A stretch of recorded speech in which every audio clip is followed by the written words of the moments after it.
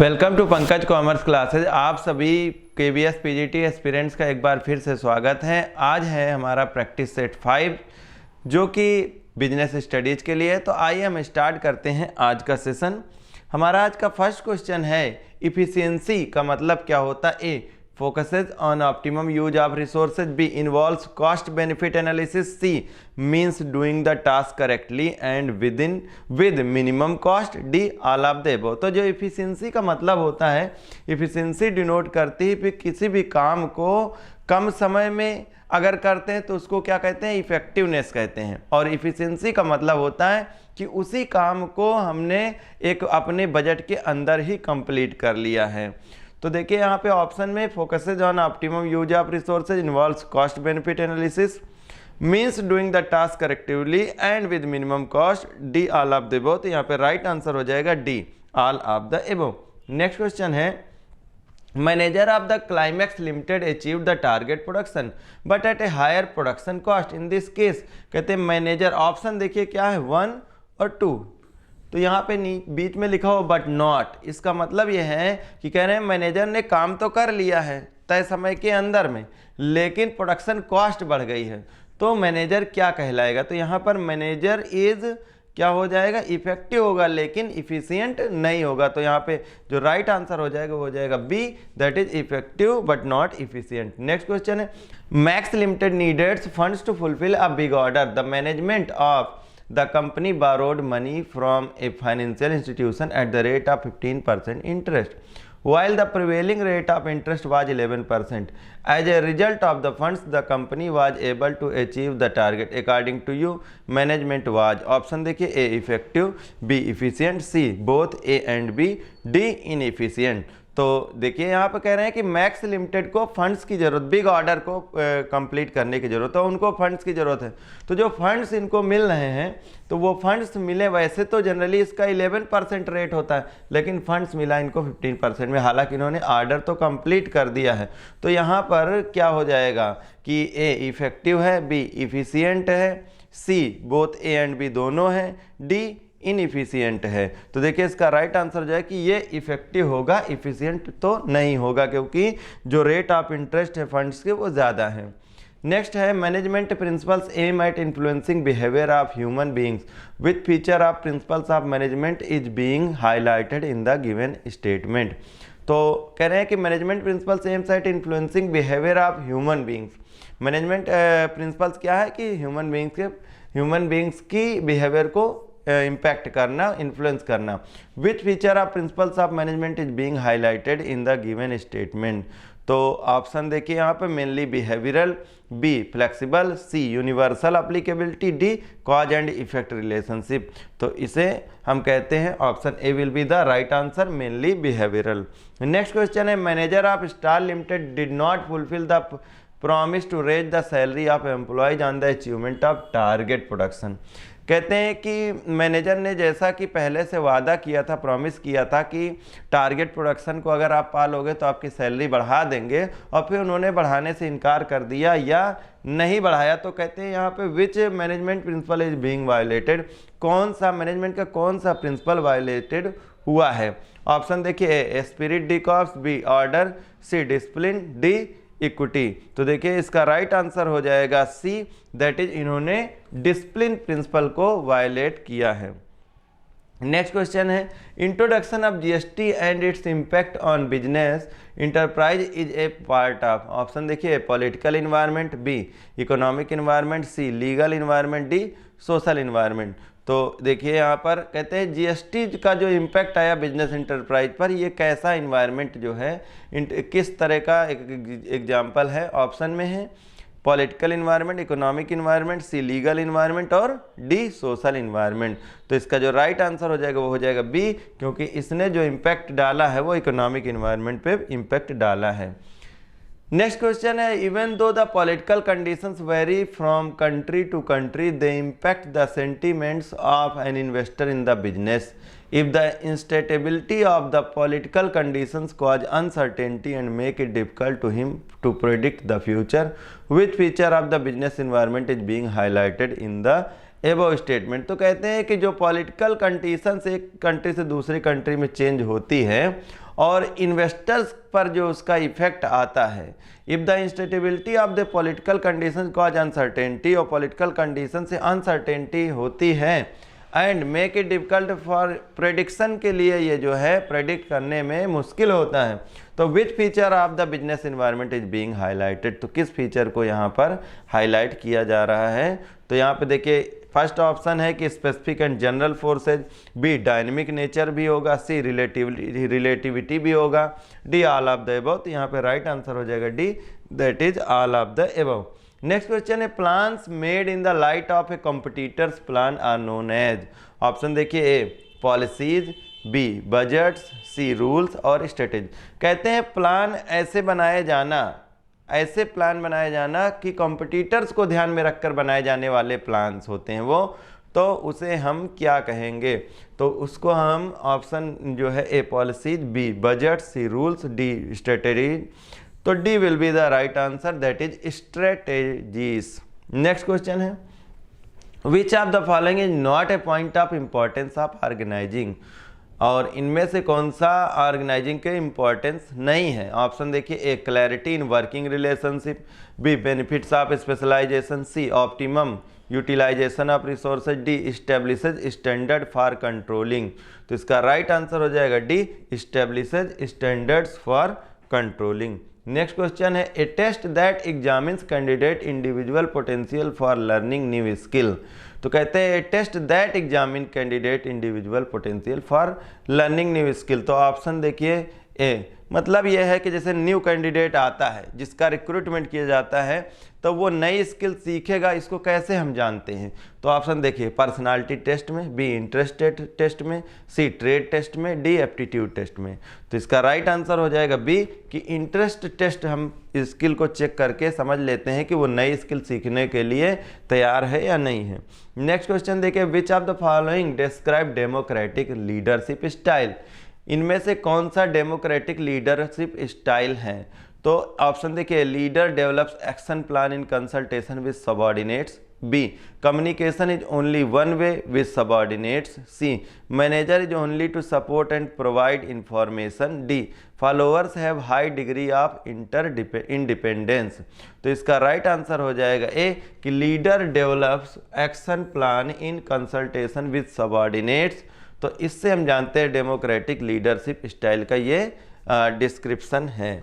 Next question है कि out of the following leadership style which one has the advantage of highest level of delegation. Option देखिए democratic leadership style, B free rein leadership style, C autocratic leadership style, D none of the. तो इसका right answer हो जाएगा B, that is free rein leadership style. Next question है corrective action is a part of.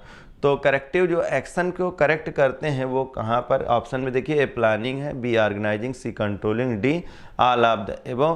तो इसका right answer हो जाएगा सी, क्योंकि कंट्रोलिंग क्या होता है, जो भी काम पहले किए गए हैं तो उसमें जो कुछ भी गड़बड़ियाँ आ रही हैं या स्टैंडर्ड अचीव नहीं कर पा रहे हैं तो उनको करेक्ट करने का प्लान वहाँ पर बनाते हैं। नेक्स्ट क्वेश्चन है a company which uses labor intensive technique need fixed capital while company uses capital intensive technique require और fill in the blanks है fixed capital। कहते हैं कि जो लेबर इंटेंसिव टेक्निक यूज करती हैं उनको फिक्स कैपिटल ज़रूरत होगी उन कंपनियों के मुकाबले जहां पर कैपिटल इंटेंसिव टेक्नोलॉजी का यूज होगा। तो जाहिर सी बात है कि लेबर इंटेंसिव टेक्नोलॉजी को कम फिक्स्ड कैपिटल की ज़रूरत होगी कंपेरिजन करें अगर हम कैपिटल इंटेंसिव टेक्नोलॉजी से। तो इसका जो राइट आंसर हो जाएगा वो हो जाएगा बी, दैट इज कि यहाँ पर हम फिल इन द ब्लैंक्स में लेस लिखेंगे और यहाँ पे क्या लिखेंगे मोर, यहाँ पे मोर फिक्स्ड कैपिटल की जरूरत पड़ेगी। नेक्स्ट क्वेश्चन है if a company acquires assets on lease then it requires a less fixed capital, b more fixed capital, no fixed capital, d no working capital. तो अगर कोई भी कंपनी असेट्स को lease पे पट्टे पर एक्वायर कर लेती है तो जाहिर सी बात है कि उनको लेस फिक्स्ड कैपिटल की जरूरत पड़ेगी। Option A will be the right answer. Next question है which is the most popular method of raising funds by public companies in the primary market. तो जो कंपनी के द्वारा फंड्स रेज करने के लिए पब्लिक में प्राइमरी मार्केट में जो एक मोस्ट पॉपुलर मेथड है वो कौन सा इनमें से? तो ए है IPO, B offer for sale, C private placement, D offer through prospectus. तो पुराना ही मेथड है, that is D offer through prospectus. Next question है which of the following promotional tool provides direct and immediate feedback. तो देखिए कहते हैं कि इनमें से कौन सा टूल है जो कि डायरेक्ट और इमीडिएट फीडबैक प्रोवाइड करता है। ये सारे एडवर्टाइजमेंट के मेथड्स हैं। ए एडवर्टाइजमेंट है, B sales promotion, C personal selling, D public relation. तो यहाँ पर जब पर्सनल सेलिंग होती है तो यहाँ पर डायरेक्ट फीडबैक मिलता है, then C will be the right answer. Next question है a marketer of TV having 10% of the current market share aims to increase 20% in the next 3 year. जिस टीवी मार्केटर का 10% अभी शेयर है पूरे एक market में, तो वो चाहता है कि अगले 3 साल के अंदर उसको 20% तक इंक्रीज कर लेना है। तो इसके लिए ही needs to develop a complete marketing plan for covering various important aspect and specify the action programme. तो वेरियस प्लान बना करके और प्लान्स को अचीव करने के लिए प्रोग्राम्स बनाना। Which function of marketing is being discussed. कहते हैं इनमें से कौन सा मार्केटिंग का फंक्शन यहाँ पे डिस्कस हो रहा है। तो ऑप्शन देखिए standardisation and grading, B gathering and analysing market information, C product designing and development, और D that is marketing planning. तो अभी तो वो सेल्स को बढ़ाने के लिए मार्केटिंग का प्लान कर रहे हैं, तो यहाँ पर राइट ऑप्शन हो जाएगा D marketing planning. Next question है which channel of distribution is costly for the manufacturer. Option देखिए A 2 level, B 0 level, C 3 level, D 1 level. तो यहाँ पे राइट आंसर हो जाएगा B that is 0 level. Next question है Saumya decided to start a business of selling dress material from her house. Saumya ने decide किया है कि वो ड्रेस मटेरियल अपने ही घर से सेल करेंगी। She did various online surveys to find out about the preferences of prospective customers. और उन्होंने बहुत सारे ऑनलाइन सर्वे करे जिससे कि पता चल सके कि कस्टमर यानी कि प्रोस्पेक्टिव कस्टमर क्या चाहता है। Based on this c prepared a detailed analysis of the business. और इस पर बेस्ड उन्होंने डिटेल्ड एनालिसिस करी बिजनेस की। She then made important decision including deciding about the features, quality, packaging, labelling and branding of the dress material. और इसके बाद में उन्होंने डिसीजंस लिए कि उनकी जो प्रोडक्ट के फीचर्स होंगे, क्वालिटी होंगी, पैकेजिंग, लेबलिंग और ब्रांडिंग कैसी होगी ड्रेस मटेरियल के। Identify the element of marketing mix discussed above. यहाँ पर किस मार्केटिंग मिक्स का डिस्कशन हो रहा है। ऑप्शन देखिए प्रमोशन, बी मार्केट, सी प्रोडक्ट, डी प्लेस। तो यहाँ पर राइट आंसर हो जाएगा सी दैट इज प्रोडक्ट के बारे में यहाँ पे डिस्कशन हो रहा है। नेक्स्ट क्वेश्चन है consumer has a right to acquire knowledge, identify the right. तो राइट्स ऑफ कंज्यूमर 6 हैं जिनमें से कहा गया है कि consumer has a right to acquire knowledge. तो ये कौन सा राइट है। ऑप्शन देखिए right to be informed, b right to choose, c right to consumer education, d right to seek redressal. तो यहाँ पे राइट ऑप्शन हो जाएगा सी कि राइट टू कंज्यूमर एजुकेशन। मतलब कंज्यूमर को एजुकेशन का मतलब कि जो भी चीज़ें हैं उसके बारे में जानने का अधिकार है। Next question who can file A complaint before the appropriate consumer forum. तो इनमें से कौन जो है वो फाइल कर सकते हैं अप्रोप्रिएट फोरम में। ए कंज्यूमर कोई भी, B central government, C any registered consumer association, और D all of the above. तो यहाँ पे राइट आंसर हो जाए कि इन सभी को अधिकार है कि वो अप्रोप्रिएट कंज्यूमर फोरम में जा करके और कंप्लेंट को फाइल कर सकते हैं। नेक्स्ट क्वेश्चन है name the quality mark used for food products. Food products के लिए कौन सा क्वालिटी मार्क यूज किया जाता है। ऑप्शन देखिए Agmark, b FPO, c hallmark, d ISI। तो ये फार्मर प्रोड्यूसर ऑर्गेनाइजेशन यानी कि FPO, b will be the right answer, b use किया जाता है। नेक्स्ट क्वेश्चन है consumer protection is important due to. Consumer protection की जरूरत होती है। Widespread exploitation of consumer, b consumer ignorance, c unorganised consumer, d all of the above. तो देखिए इसका जो राइट आंसर हो जाएगा वो हो जाएगा all of the above. Next question है the consumer must be given access to variety of goods and services at competitive prices. तो कंज्यूमर को ऑप्शन दिया जाता है, वैरायटी ऑफ गुड्स दिया जाता है और कम्पिटिटिव प्राइसेस पर which right is being highlighted in the given statement, इनमें से कौन सा कंज्यूमर का राइट हाईलाइट किया जा रहा है। ऑप्शन देखिए, A right to choose, B right to be informed, C right to seek redressal, D right to be heard. तो यहाँ पर जो राइट होगा यानी कि आंसर राइट होगा वो होगा A, that is right to choose. Next question है, Garvit went a mobile shop to buy a smartphone, the shopkeeper forced him to buy smartphone of a particular brand out of various available brands. Garvit जो कि एक mobile shop पे गए हैं और shopkeeper उन्हें influence करता है, इवन एक अपना इम्पैक्ट डालता है कि नहीं आप पर्टिकुलर, वो प्रेस करता है कि एक ही पर्टिकुलर का ब्रांड या वो जो चाहता मोबाइल वही गर्वित परचेज करे। तो कहते हैं यहाँ पे कौन सा राइट वायलेट किया जा रहा है, वो या फिर गर्वित को एक्सप्लॉइट किया जा रहा है। तो ऑप्शन देखिए, right to choose, B right to be heard, C right to be informed, D right to seek redressal. तो यहाँ पे राइट ऑप्शन है A, that is right to choose, यानी कि गर्वित को प्रोडक्ट को चुनने का अधिकार है। तो यहाँ पर उसका जो एक्सप्लॉइटेशन है वो राइट टू चूज का ऑप्शन एक्सप्लॉइट किया जा रहा है। Next question, which method of new issue refers to allotment of securities to institutional investors and selected individual, इनमें से कौन सा सिक्योरिटीज का अलॉटमेंट इंस्टीट्यूशनल इन्वेस्टर्स और सेलेक्टेड इंडिविजुअल के द्वारा मतलब किया जाता है। ऑप्शन देखिए, right issue, b EFPO, IPOs, c offer for sale, d private placement. तो यहाँ पे इसका जो राइट आंसर हो जाएगा वो है C, that is offer for sale. Next question है, market is a market for creation and exchange of financial asset. कहते हैं एक मार्केट, किस मार्केट को हम कहते हैं कि वो फाइनेंशियल एसेट में एक्सचेंज के लिए और मार्केट को क्रिएट करती है। तो ऑप्शन देखिए, money, b financial, c capital, d secondary. तो फाइनेंशियल मार्केट ही वो मार्केट है जो कि फाइनेंशियल इंस्ट्रूमेंट को एज एन एसेट को एक्सचेंज करने का अधिकार देती है। When a trade bill is accepted by commercial bank, it is known as, जब कोई ट्रेड बिल को कमर्शियल बैंक एक्सेप्ट करती है तो इसे क्या बोलते हैं, commercial paper, b certificate of deposit, c commercial bill, d call money. तो देखिए इसका राइट आंसर हो जाएगा सी, दैट इज कॉमर्शियल बिल कहा जाता है उसे।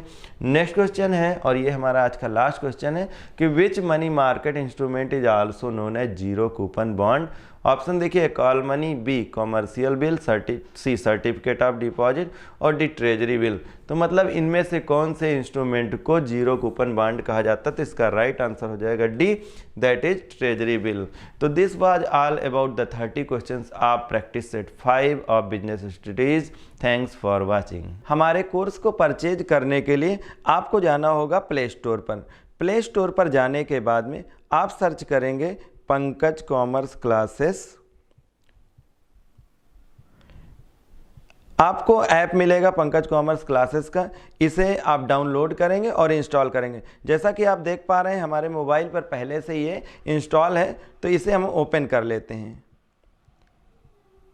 ओपन करने के बाद में आप देखेंगे कि आप होम पेज पे पहुंच चुके हैं और होम पेज के बाद में इसके पास ही बैचेज का ऑप्शन और इसके बाद में स्टोर का ऑप्शन। स्टोर के ऑप्शन पर जाएंगे आप और आपको मिलेगा KVS PGT कॉमर्स का कोर्स। इस कोर्स को आप क्लिक करेंगे तो यहाँ पर आपको इसकी डिटेल्स मिल जाएगी, जिसमें कि test series, study material, video lectures, online live classes, online MCQ test, online descriptive test हैं। यहाँ पर जाने के बाद में इसे आप परचेज कर सकते हैं और हमारे कोर्स के साथ में अपनी तैयारी बेहतर कर सकते हैं और पूरी कर सकते हैं। This was all about for purchasing courses. Thanks for watching.